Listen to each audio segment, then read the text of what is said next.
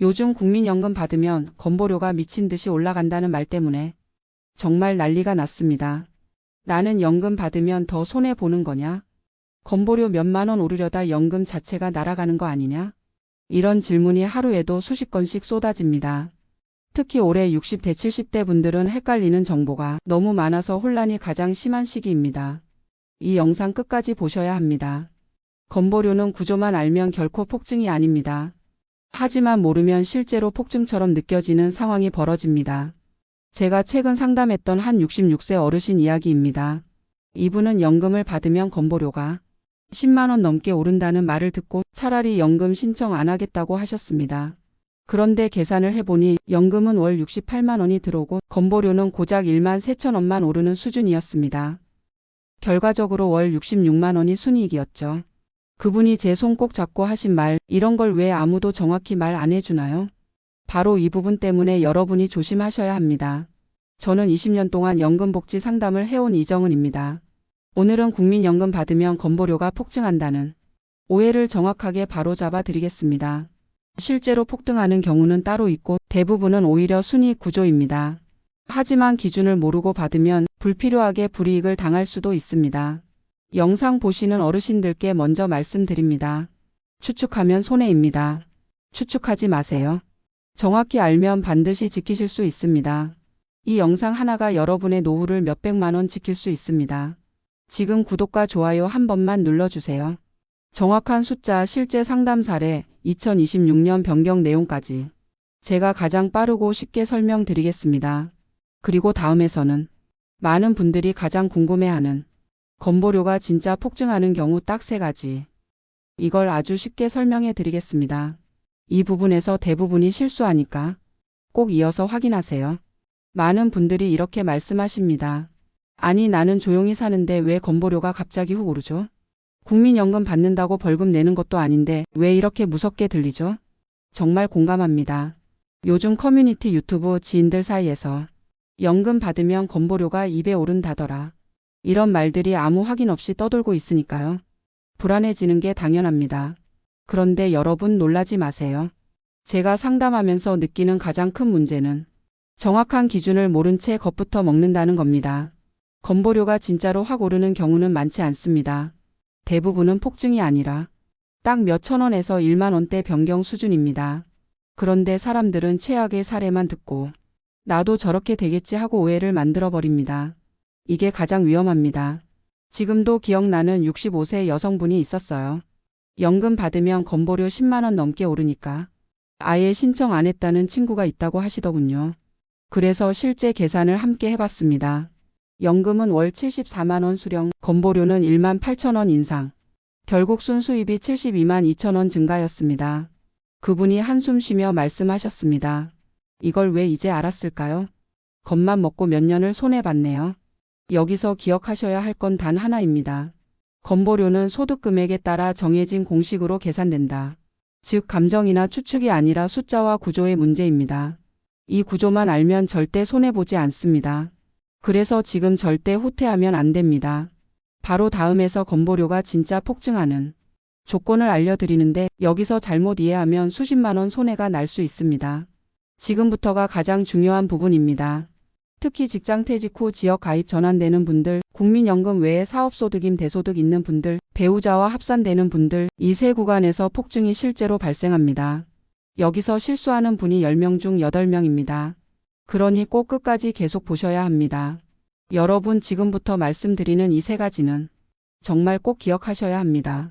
대부분의 어르신들이 나는 해당 없겠지 하다가 바로 이 3군데서 건보료가 크게 오릅니다. 대부분이 여기서 실수합니다. 첫 번째, 직장에서 퇴직 후 지역가입자로 전환되는 경우 가장 많이 오해하는 부분입니다. 직장에서 다닐 때는 회사가 절반을 부담해줬죠. 하지만 퇴직하면 지역가입자로 바뀌면서 소득, 재산, 자동차까지 모두 건보료 산정에 들어갑니다. 그래서 연금 받으면 건보료가 폭증한다는 말이 나오는 겁니다.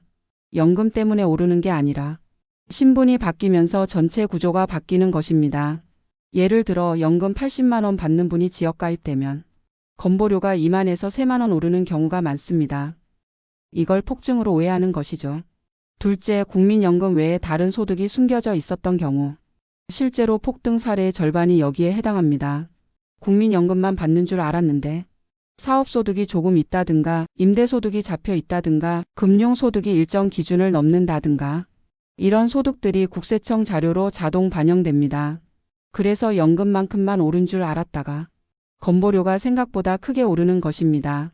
특히 임대소득 있는 분들은 소득이 연금보다 건보료에 훨씬 강하게 적용됩니다.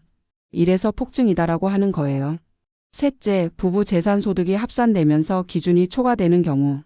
이것도 정말 많이 놓칩니다. 본인은 소득이 거의 없어도 배우자 재산이 일정 기준을 넘어가면 부부 합산으로 동일 그룹에 들어가면서 건보료가 상승합니다.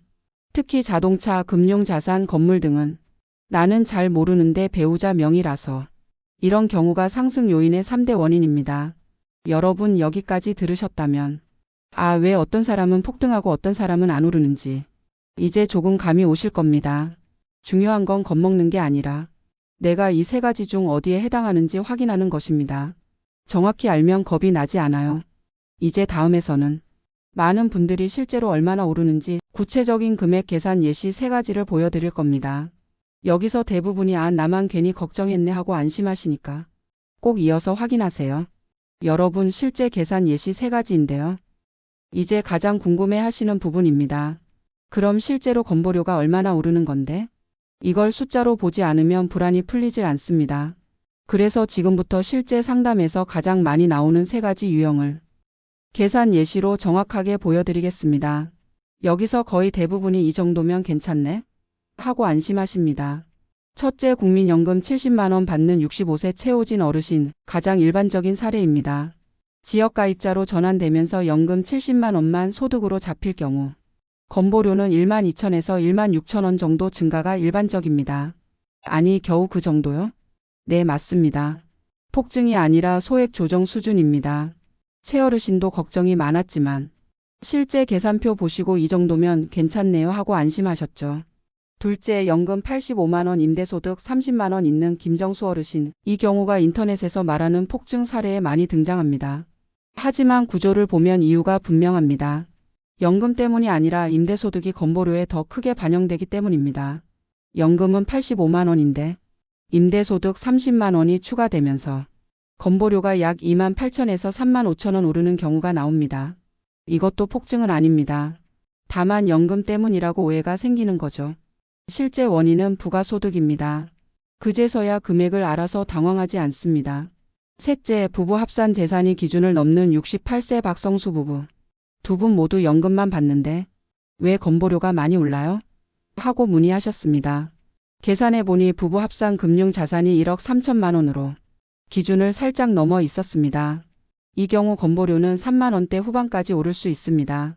하지만 중요한 건 이건 역시 연금 때문이 아니라 재산 합산 기준이 올라간 경우입니다. 두 분 모두 우리 자산 때문에 그런 거였네요 하고 이해하시더군요. 여러분 이렇게 실제 숫자로 보면 건보료가 10만 원, 20만 원씩 오르는 일은 거의 없다는 게 보이실 겁니다.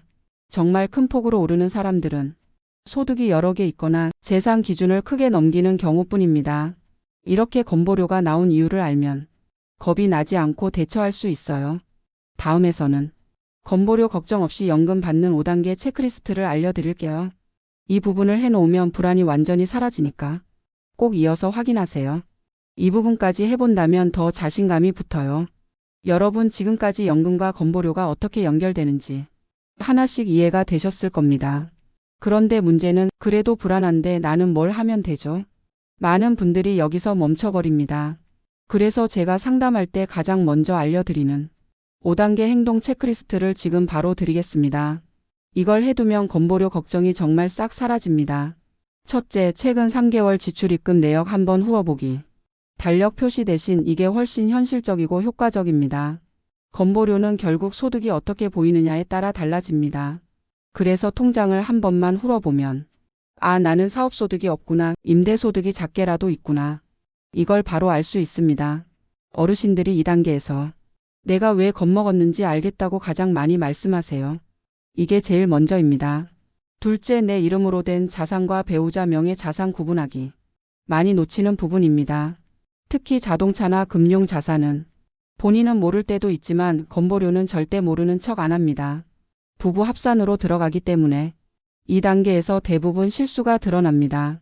어려울 필요 없어요. 그냥 종이에 내 것 배우자 것 이렇게 나누어 적는 것만으로도 절반이 해결됩니다. 한 번에 보면 금방 익숙해져서 좋아요. 어려운 것이 아니고 익숙하지 않아서 그래요. 셋째, 국민연금 수령액과 추가소득 더하기 해보기. 건보료는 단순합니다. 연금 기타 소득이 산정 기준입니다. 이걸 한 번 더하기만 하면 나는 이 정도면 걱정 없네. 바로 감이 옵니다. 상담하신 분들의 70%가 이 단계에서 불안을 내려놓습니다. 아주 쉬워요. 넷째, 건보공단 민원서비스 1577 1000번에서 예상보험료 조회하기. 많은 분들이 예상보험료 조회 기능이 있는 줄 아예 모르세요. 이걸 한 번만 눌러보면 내가 실제로 얼마나 내는지, 연금 받으면 얼마나 오르는지 정확히 숫자가 나옵니다. 이걸 보자마자 아니 겨우 이 정도예요? 하는 분이 정말 많습니다. 이것도 귀찮아해서 그렇지 한 번에 보면 익숙해집니다. 다섯째, 신청 전에 단 한 번만 전문가에게 확인받기. 이 단계는 선택 같지만 사실상 필수입니다. 특히 소득이 여러 개 있는 분, 부부 재산이 섞여 있는 분, 퇴직 직후 지역가입자로 바뀌는 분은 10분만 상담해도 수십만 원 차이가 납니다. 그때 확인했으면 덜 냈겠네요. 이 말 하루에도 여러 번 듣습니다. 여러분 이 5단계만 해도 건보료 걱정 80%는 바로 사라집니다. 이 다음에서는 2026년 이후 건보료 연금 제도 변화로 60년 대생이 왜 가장 큰 영향을 받는지 정확히 알려드릴게요. 이 부분이 앞으로 몇 년간 여러분의 노후를 좌우합니다. 계속 이어서 보셔야 합니다.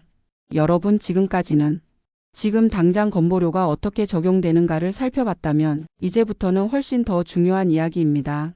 바로 2026년부터 2030년까지 바뀌는 제도 변화, 그리고 이 변화가 왜 60년 대생에게 가장 크게 작용하는가입니다. 이 부분을 아는 사람과 모르는 사람의 차이가 앞으로 5년 동안 수백만 원씩 벌어질 수 있습니다. 먼저 2026년부터 소득 재산 기준이 더 세분화됩니다. 현재는 단순한 구간 산정이 많지만 2026년 이후에는 소득 반영 방식이 더 정밀해집니다. 특히 연금 소득과 기타 소득의 결합 방식이 바뀌면서 정확한 계산 없이 움직이면 불이익이 커질 수 있습니다. 이 변화의 영향권에 가장 많이 걸리는 세대가 바로 60년 대생입니다. 58에서 59년생은 이미 대부분 수급이 시작되었고 70년 대생은 아직 기간 여유가 있습니다. 그러나 60년 대생은 바뀌는 구간 한복판에 서 있는 셈이죠. 두 번째, 2027에서 2028년 연금 조정 방식이 개편됩니다. 특히 눈여겨보셔야 하는 부분이 연기연금 감액 구간 조정안입니다. 2030년까지 단계적으로 감액 폭이 줄어들 가능성이 커지면서 연금을 언제 받느냐에 따라 건보료 부담이 달라질 수 있습니다. 즉 지금 받는 게 유리한가? 13년 연기하는 게 유리한가? 이 판단이 매우 중요한 시기가 되는 겁니다. 60년 대생은 이 변동폭에 가장 민감하게 노출됩니다. 세 번째, 2028에서 2030년 지역가입자 산정 방식 자체가 바뀝니다. 정부는 더 투명하고 더 공정한 구조를 만들겠다는 목표 아래 지역가입자의 재산 자동차 금융 기준을 단계적으로 축소 정비할 계획을 제시했습니다. 이 말은 곧 현재는 불리했던 분들이 오히려 유리해질 수도 있다는 뜻입니다. 특히 퇴직 후 지역가입자로 전환되는 60대 중반의 시기. 바로 이 타이밍이 변화와 겹치게 됩니다. 결론적으로 60년 대생은 바뀌는 제도의 중심에 있다. 이미 받고 있는 세대는 바뀐 규정의 영향을 적게 받고 아직 멀리 남은 세대는 준비 기간이 충분합니다. 하지만 60년 대생은 받기 직전 받는 순간 제도 변경 적용. 이 세 박자가 5년 안에 모두 겹치는 세대입니다. 그래서 지금 정확히 알고 움직이는 것이 미래 건보료와 연금 수령 디자인에 결정적입니다. 이제 다음에서는 여러분이 가장 많이 하는 질문 3가지를 실제 사례로 풀어드릴 겁니다. 이 부분을 들으면 나는 지금 뭘 하면 되는지 정확히 방향이 잡히실 겁니다. 이어지는 마지막까지 꼭 보셔야 합니다. 여러분 이제 거의 다 오셨습니다. 오늘 영상이 조금 길게 느껴졌을 수도 있습니다. 하지만 지금 이 순간 이제 좀 감이 잡힌다 하고 안도의 숨을 쉬고 계신다면 그것만으로도 이미 반 이상을 지키신 겁니다. 사실 많은 분들이 연금과 건보료 문제에서 가장 크게 하는 실수가 하나 있습니다. 그건 정확한 정보를 알지 못한 채 두려움만 키우는 것입니다. 누군가의 말 한마디, 인터넷에 떠도는 확인 안 된 글, 지인이 전해주는 불안한 이야기. 이런 것들 때문에 정작 중요한 혜택을 놓쳐버리는 경우가 너무 많습니다. 제가 상담했던 한 67세 어르신은 연금을 몇 년이나 미루고 계셨습니다. 건보료 많이 오른다며? 이 한마디 소문 때문이에요. 하지만 실제 계산을 해보니 건보료 인상은 고작 1만 원대였고 연금은 70만 원 넘게 받는 상황이었습니다. 그분이 떨리는 목소리로 하셨던 말이 지금도 잊히지 않습니다. 선생님, 몇 년을 손해본 건가요? 바로 이런 일이 다시는 생기지 않도록 제가 이 채널에서 한 분 한 분 지켜드리겠습니다. 오늘 핵심만 다시 요약하면 이렇습니다. 첫째, 연금 때문에 건보료가 폭증하는 경우는 극히 드물다. 둘째, 실제 폭등 사례는 대부분 부가소득 재산 합산지 역가입자 전환 때문이다. 셋째, 계산만 정확히 하면 오히려 순이익 구조가 대부분이다. 넷째, 2026에서 2030년 변화는 60년 대생에게 결정적 시기다. 다섯째, 오늘 알려드린 체크리스트 5가지를 해두면 불안이 거의 사라진다. 여러분, 추측은 노후를 지켜주지 못합니다. 정확히 아는 사람만이 손해를 막고 혜택을 챙깁니다. 이 영상 하나가 누군가의 몇백만 원을 지킬 수도 있습니다. 지금 구독과 좋아요 꼭 눌러주세요. 구독은 무료입니다. 하지만 여러분이 지키는 노후는 절대 무료가 아닙니다. 정책이 바뀔 때마다 해마다 달라지는 복지 정보까지 제가 가장 빠르고 정확하게 전달드리겠습니다. 그리고 다음 영상에서는 많은 분들이 가장 헷갈려하는 연기연금이 유리한가? 지금 받는 게 나은가? 이 문제를 숫자로 아주 쉽게 풀어드릴 겁니다. 이 내용까지 알아야 여러분의 연금 설계가 완성됩니다. 여러분의 노후를 응원합니다. 감사합니다.